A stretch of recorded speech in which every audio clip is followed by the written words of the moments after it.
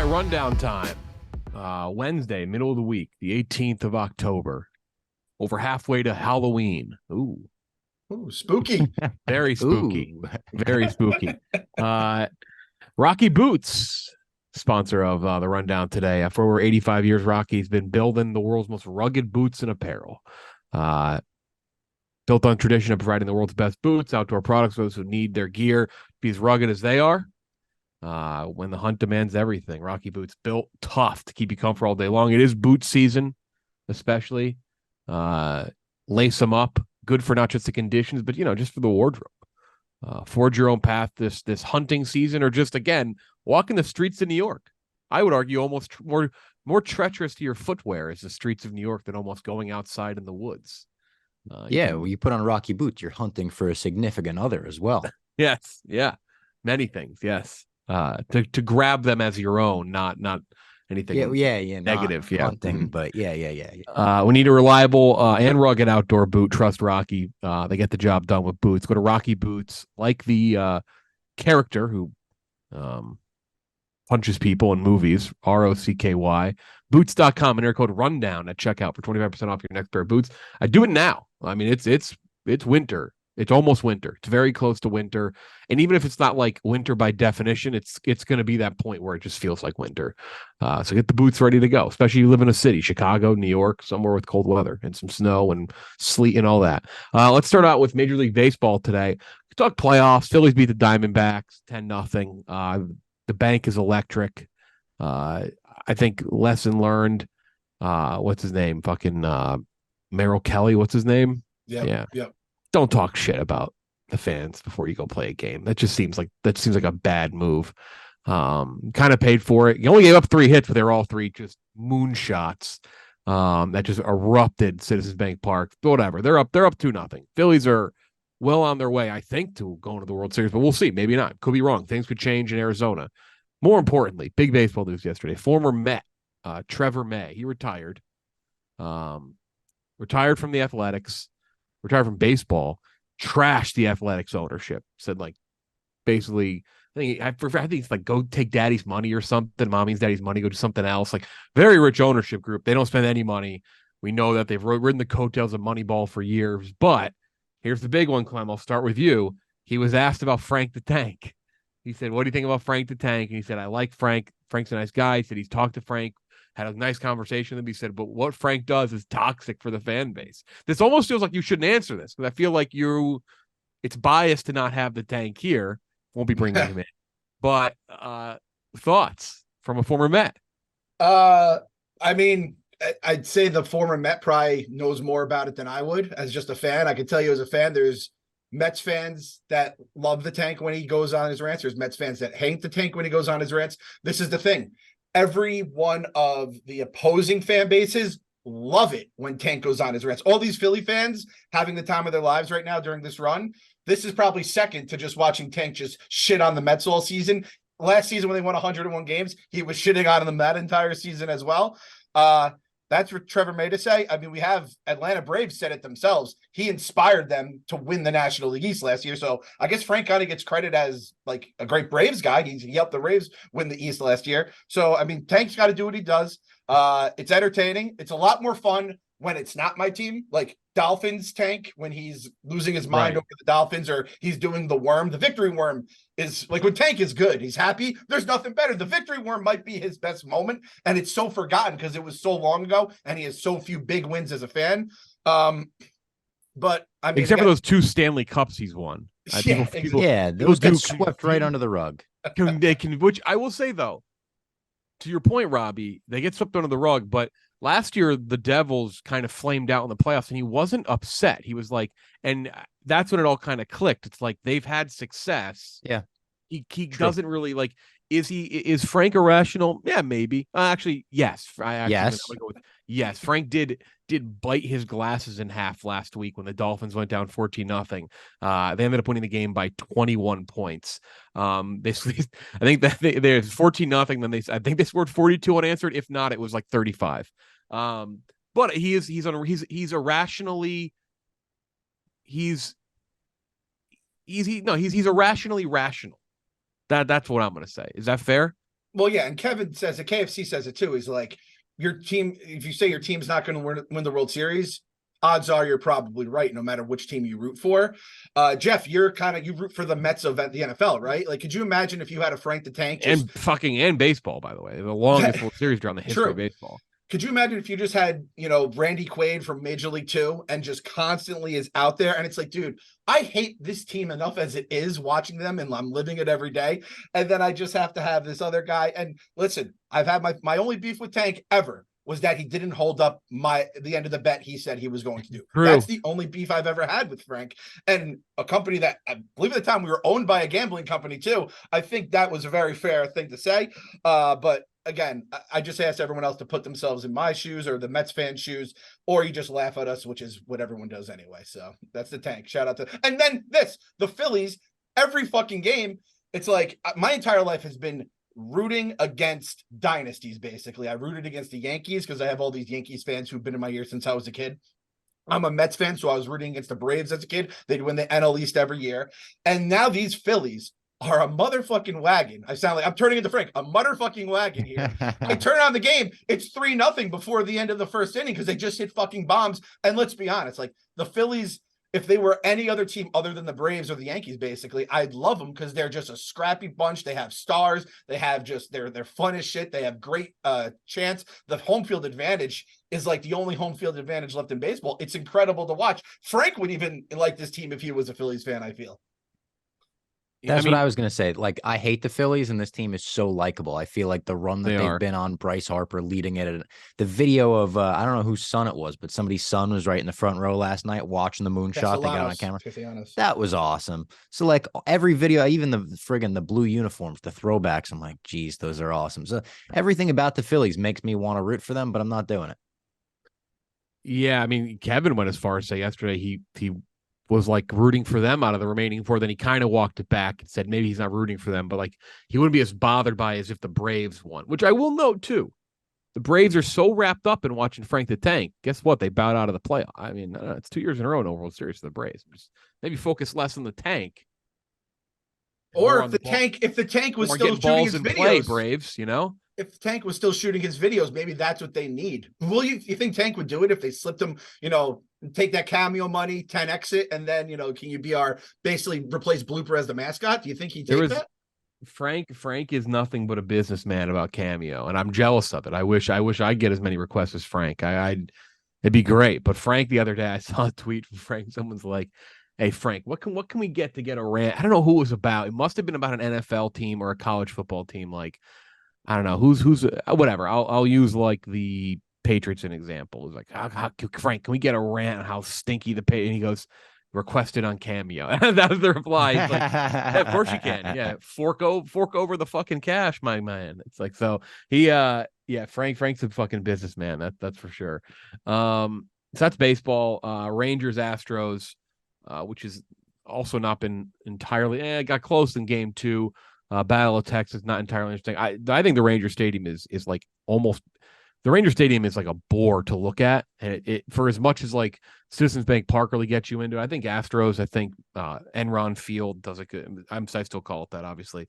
I've been called Minute Maid for like 25 years. That place gets pretty loud. We'll see about Arizona. I saw some Phillies fans talking about how many tickets are still available. But yeah, I know that's never good, as if Philadelphia fans don't have a reason to travel more. But I don't know. The Rangers ballpark is so fucking lifeless that it's just like, ugh. I don't know. We'll see if they can bring the energy, but they are up 2-0. USC, their quarterback Caleb Williams, probably going to be the number 1 pick in the draft. People say tank for Caleb, but you never know. Like, remember tank for Tua? And then he just didn't go number 1. So you never know what could change between now and then. He had a horrible game against Notre Dame. He apparently, according to his representatives, per multiple sources, Caleb Williams' representatives have made it known that he'll be seeking partial ownership of the team that selects him in the 2024 draft. Aaron Rodgers apparently attempted to secure equity in the Jets, but the NFL shut it down. I'd imagine if the NFL said no to a long-tenured champion, they're going to probably say no to a young rookie. Bold move, and I don't blame him, though. Like, hats off to him for giving that a try if he's trying it. Yeah, I think give it a try. Yeah, but like, come on. That's outrageous to request as a what a great way to have pick. your teammates despise you, right? Yeah. I kind of love it because does he have a year of eligibility left? Could he somehow, I don't know, red shirt status and all that stuff? But you can just pull this move, and then the team has to basically agree to it, or else you're just going to go back to college for another year. And unless, God forbid, something happens awful to you, you will probably be the number one pick the next year out. That would happen all the time. I think it was Peyton Manning could have come out the year the Jets had the number one pick, and in typical Jets fashion, they got fucked. They get Keyshawn Johnson instead. He goes back to Tennessee.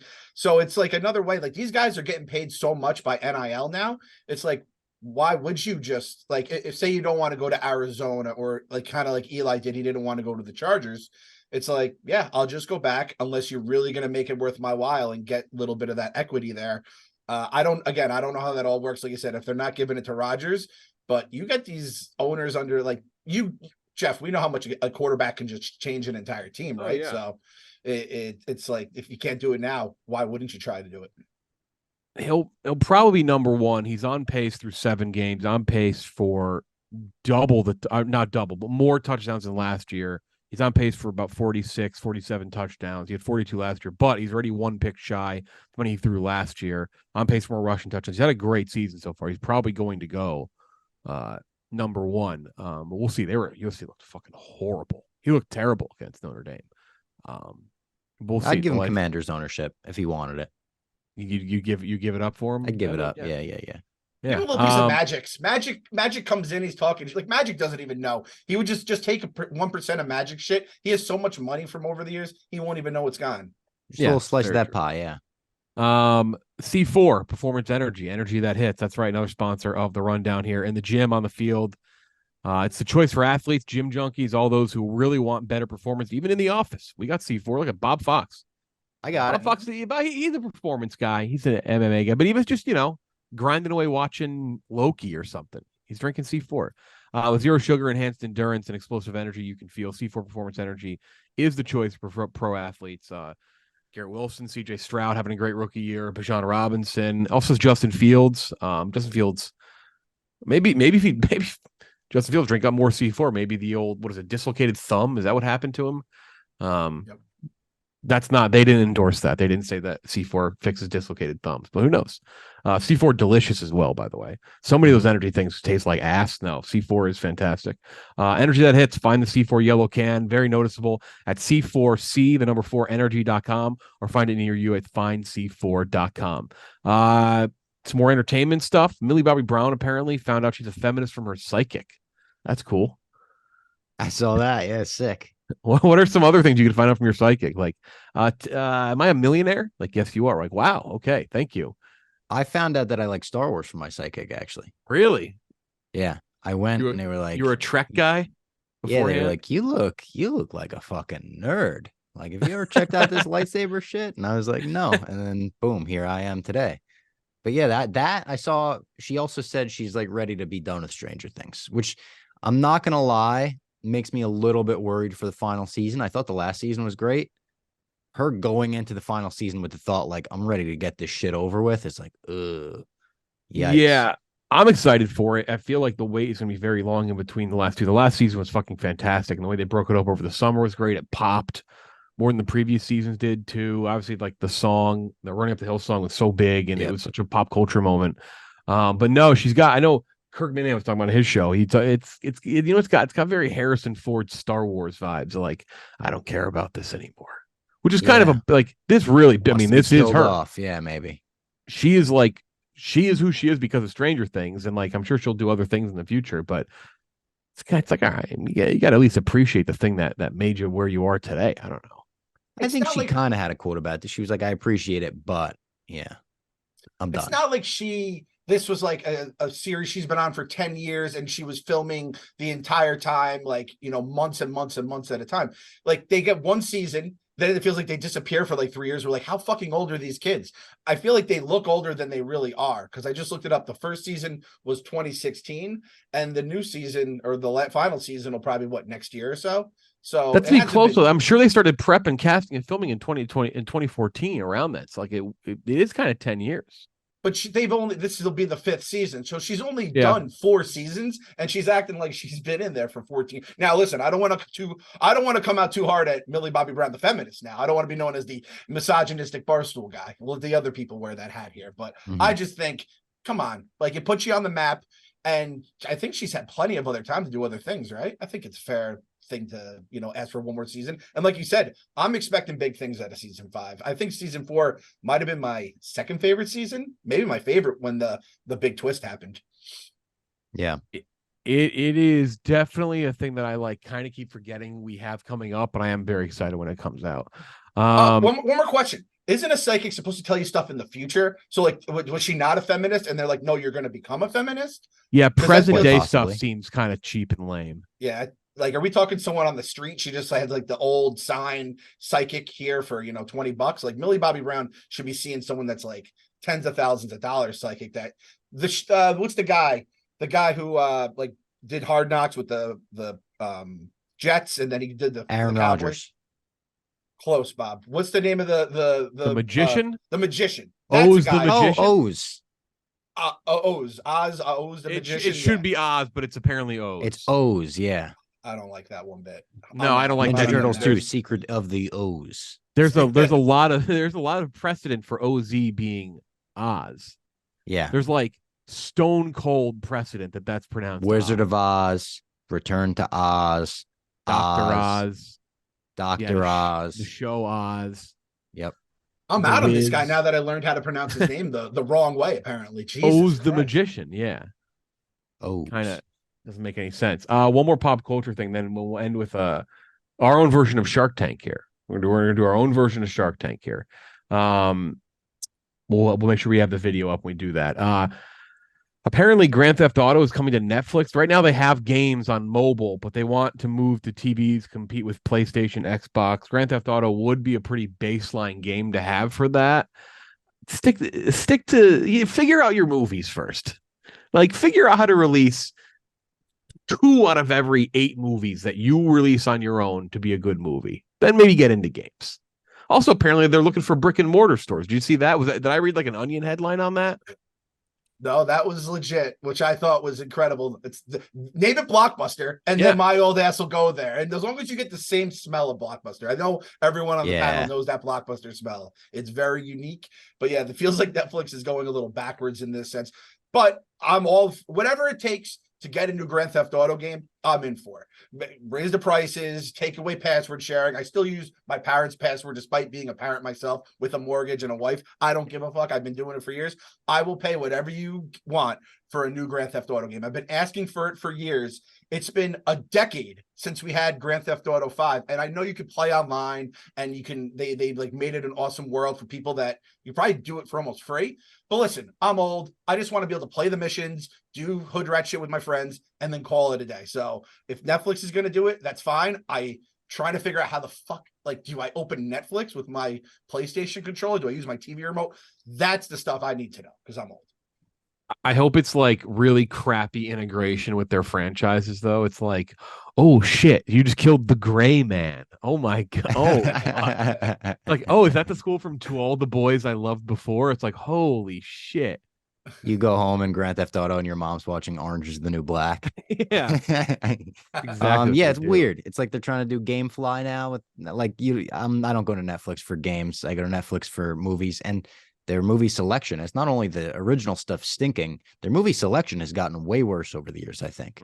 Like Max probably has the best now, but I go to Netflix, I look up a movie, and it's just like 20 Netflix original movies and no actual movies in that genre. If I go to horror, it's like all of Netflix's original horror movies, which that stinks. So yeah, I'm out on that. I'm out on I wanted to save 3 movies on Netflix the other day before my flight back from New York to LA. 3. I only got 2 of them. I could have done Dune, but Dune is saved in my photo album on my phone. Like I just have it in as a photo. Dune in the just like it's just an MP4. It's just in my photos with the 3 original Star Wars movies. Those are the 4 movies I have in there. So I didn't need to download it. All I got was Collateral and In the Line of Fire, that's a great movie. In the Line of Fire is an amazing movie. Clint Eastwood banger, and Collateral is good. Collateral's good. Collateral. Yeah, he's a villain. He's a villain. Bad guy. Haven't seen it, but I've heard everyone in that movie everyone in the movie plays against type. Mark Ruffalo, Jamie Foxx. I almost said Renee Russo, but she's definitely not Michael in that. Mann too. Did he make yeah. that? Mm-hmm. Yeah. Michael Mann.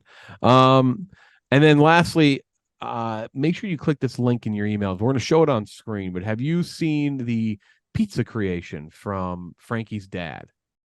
Exciting news here, Borrelli's Tap Room. We just invented the pizza flight. It's unbelievable. Look at this, custom-made board. We got 4 different beers, your choice, a vodka-roni pie or any pizza of your choice on top of it. Woo! Look at this, the first of its kind, Borrelli's Pizza Flight. We're taking it to the next level.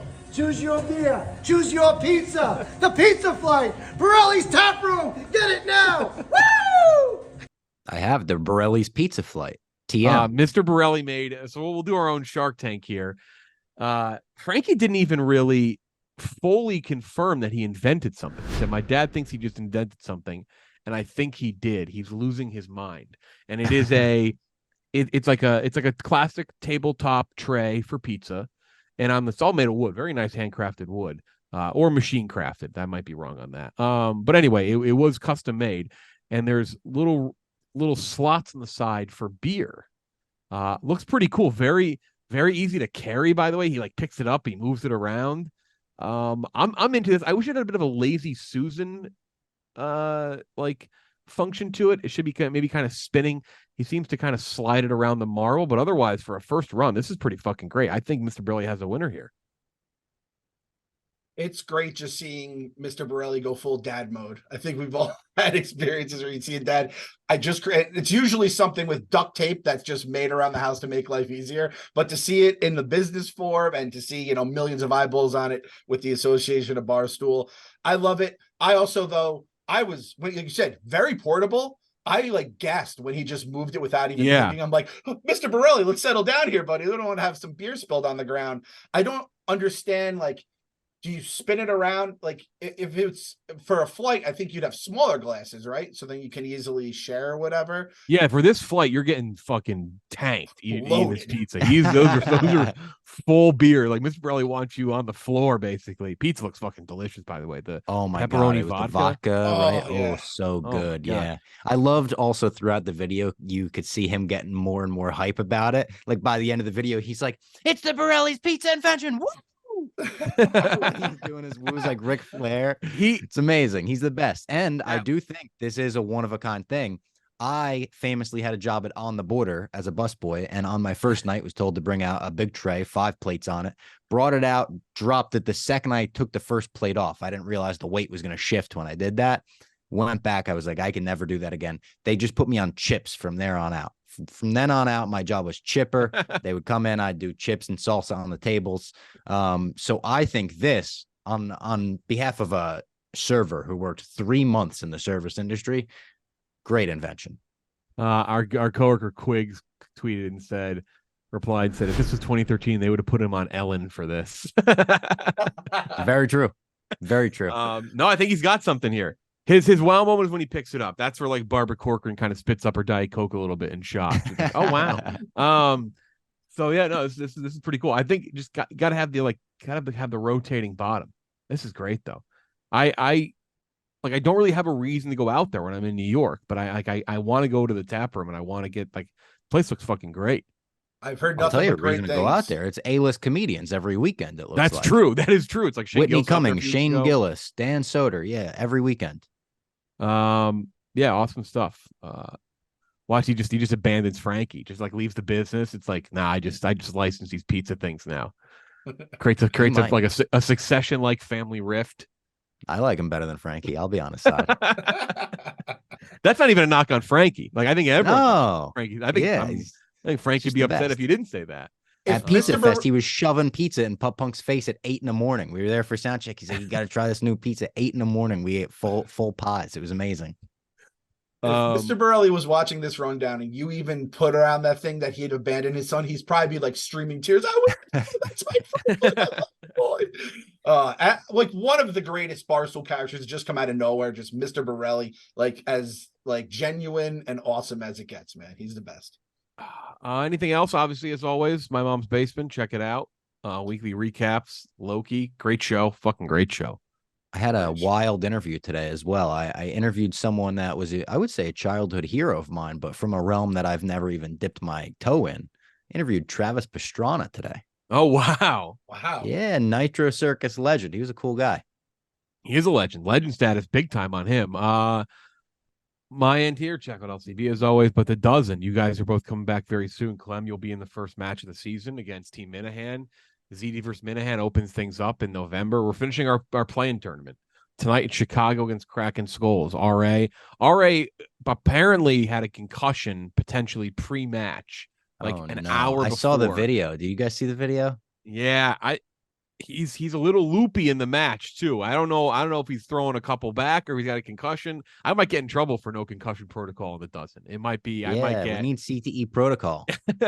Yeah, somebody said it last year. I can't remember who. They were like, we really missed having RA at Dozen Week last year because the Chicklets didn't make it obviously to the tournament, and having RA around is just one of those guys. He's like an ultimate locker room guy. You know what I mean? He just keeps everybody loose. Whenever I've traveled and he's out, it's always a great time. And I can only imagine Jeff D-Low, like, does the Dozen have a concussion problem? Tell the truth, Jeff. Tell the truth. I love RA, but at this point, I think it's time to retire from athletics, right?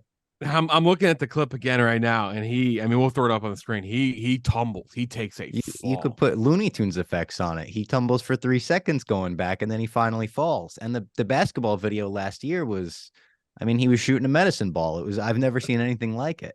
I thought that was a bit the first 8 times I watched it. Yeah. I was like, and then he won the award for it, which God bless. Yeah. Jeff, and then he broke his trophy and the mug, right? When he was on stage. Was he the one that did that? I don't. Was that when the person died, or we thought someone died in the thing? That was a wild night. I think it was either him or White Sox Dave. They immediately broke the trophy and the water cooler they were supposed to talk about. Yeah. Oh, it was him. That's right. Okay, I forgot. No, it was. You said it. The water cooler. I forget. It wasn't the trophy. It was the water cooler. Yeah. Yeah. Jeff, another thing that you host, I haven't found out one thing about surviving Barstool. And I'm at the point where I don't want to hear any spoilers from anyone who was around. But the amount of buzz that it's been getting has me legitimately more excited than any piece of Barstool original content I think we've ever done. And I have no clue, but based on what I'm hearing, there's going to be shit that's just going to have our because no one really does a big job before they're hyping it up. But the amount of things that I'm just hearing on radio and stuff, I'm like, holy shit, was it really that crazy as everyone's making it? Yeah. I won't say much, but you'll see. I help produce it as well. That's why I can kind of talk on that behalf. But we changed a lot since the last time we did the show, a lot. Maybe not stuff that's going to be obvious on camera, but just stuff to make sure it gets crazier. We kind of pulled some reins off some things, which was risky, and it definitely, it turned into chaos a lot of times. But I think that's what people would rather see. We're not here to make, perfectly buttoned up show. It needs to have the Barstool element, and it's bigger, it's longer, there's more people in it, it's crazy. The challenges are wacky, but in a good way. We're gonna love that was the thing. Tommy, for example, and this isn't a spoiler because everyone either played in it or watched it because we wanted to make sure anyone who was eliminated was still there to watch and cheer. And he said, I'm not usually a challenges guy, but he's I all of them looked great. He's I actually would favor the challenges being a great part of it. So he's more of a social game kind of guy. So I'm happy with it. We'll see what people think. I don't want to hype it up more than it is, but I'm pretty fired up. And there's a lot of stuff that I don't even know. I was pretty in tune with what was happening throughout each day, because the producers would tell me, or camera people, just so I kind of aware of what to say, what not to say during tribal councils. But there are still confessionals, behind the scene things that I still haven't seen that I can only imagine make it even more insane. So yeah, it's gonna be something. It's gonna be. Robbie was there. Robbie saw a couple of the challenges, and people saw almost all of them. It was crazy. It got intense. Great challenges where they had the whole office watching and just everyone holding their breath, and when it is at that level, it's serious. It was great. The first one that we kick off, actually, no one really saw because it was on a Sunday. The first one is legitimately a sport I want us to play at the office for. It's that much fun. It was very intense. And the storylines from that one alone, the first episode alone is it's so in your face. I can see some people being like, maybe if you're not a Barstool fan, you might be like, this is too much. These people are psychopaths. But that's going to be the energy from the first people were episode. showing off the psycho side of themselves. Oh, yeah. And I think we talked about it. I think it was Ev who turned to me at one point. It was like 2 days into the Surviving Barstool. And he's like, they look like they've been on an island for 60 days. Oh, and yeah. They've been in a beautiful office for 48 hours. we made sure to up the paranoia and mental game more. That was a big goal. It's shorter time frames. It was last time it was 8 people, 5 days. They had like 6 hours between challenges and tribal. This time it's multiple challenges and tribals every day, so they don't really have a ton of time in between. So it's like we got to ramp it up. You have to somehow get the intensity of the paranoia and mental side of things has to go from like a 6 or 7 all day long to like an 11 in the span of an hour and a half. And yeah, you'll see how it plays out. It's something. Shout out Dave. Dave made a comment like a month and a half ago saying Disney boys will ride again. I believe it was like the thing you get at the end of a Marvel movie where they're like Star-Lord will return. He sent us one of those texts. They're adding new droids to Star Wars Land. There's more and more reasons to go. Oh, I saw that. That looks sick. We got to come up with our pitch. It's like Disney 100 years this week is the anniversary or whatever. And I agree with Trent. It said like congrats to Walt Disney and his brother Roy for doing this 100 years ago. Where has Roy been? I've never heard Roy. See, that's tough for me because I worked for the Walt Disney Company, and Roy. You Disney obviously know everything about Disney, but like, why did Roy get shafted? It's like Bill Finger and Bob Kane with Batman. Yeah, it's like he doesn't get the time. The rundown's over. People don't. He doesn't get the love, but no, there's a lot of Disneys. There's Roy O. There's Roy E. There's a lot of Roys. Roy O. Roy E. Yeah. We've started the after show with niche Batman and Disney references going on here. Yeah, shout out Bill Finger. He didn't get that credit for a lot of years. That's it.